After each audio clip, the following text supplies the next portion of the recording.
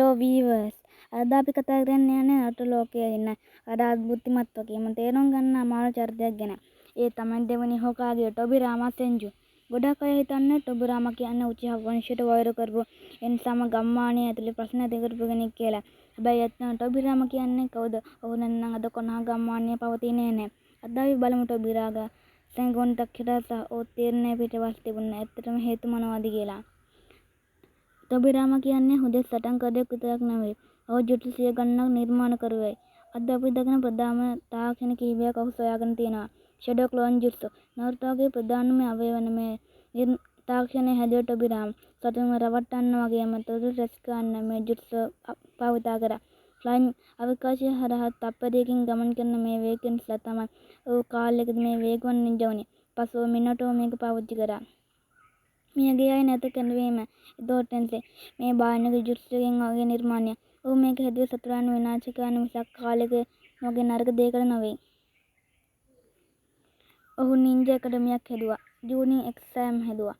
අන්නු black ඔප්ස් වැනි ප්‍රබල police බලකායද හැදුවේ මොහුයි.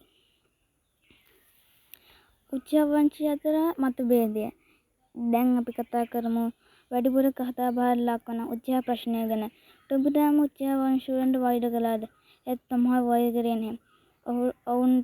ඔහු ඔවුන්ට බය වුණා. උචිහා අයගේ ශරින්ගන් බලවත් වෙන්නේ ඔහුගේ දැඩි ආදරය වෛරය හැරුණාම කියලා ඔහු දැනගෙන හිටියා. මේක ඔහු හැඳින්වුවේ වෛරයේ ශාපය කියලා. ඔවුන්ව පොලිස් බලකායට දැම්මේ ඔවුන්ගේ ශක්තිය ගම්මානයේ ප්‍රයෝජනයක් විදියට ගන්න වුණා. ඒකෙන් ඔවුන් ගම්මානයේ හුදකලා වීමක් සිදු වුණා කියලා බොහෝ දෙනෙක් තර්ක කරනවා. සටන් විලාසය. ටොබිරාමා සටන් බීමට ඉතා භයානකයි. ඔහුගේ වෝටර් ස්ටයිල් සඳහා ලොව සිටි දක්ෂතමයා. ඔහුට පුළුවන් වාතයේ තියෙන තෙතමනය පවා විශාල දාර පහර එල්ල කරන්න. ඔහුගේ මරණය පවා ඉතාම වීරෝදාරයි. සතුරන් පිරිසක් මැද හිරවන තමන්ගේ ගෝලයන් පිරිස බේරගන්න ඔහු තනියම සතුරන් 20ක් එක්ක සටන් කරලා තම ජීවිතය පූජා කළා. ඒ වෙලාවේ තමයි හිරෝසෙන් සරුටෝබි තුන්වන හොකාගේ විදිහට පත් කරේ. ඉතින් ටොබිරාමා කියන්නේ ගම්මානයේ වෙන්න ඕනෑම දෙයක් කැප කරපු හැඟීම් වලට වඩා බුද්ධිමත් තැන දුන්න නායකයෙක්. ඔහු නොසිටින නරුටෝ ලෝකයේ මෙතරම් බුද්ධිමත් වෙන්නේ නැහැ. මොකද ඔයාලා හිතන්නේ ටොබිරාමා ගත තීරණය හරිද? පළවෙනි කමෙන්ට් එකක් දාන්න. වීඩියෝ එක කැමති නම් ලයික් එකක් දාන්න. සබ්ස්ක්‍රයිබ් කරන්න. ඊළඟ වීඩියෝ එකකින් හමු වෙමු.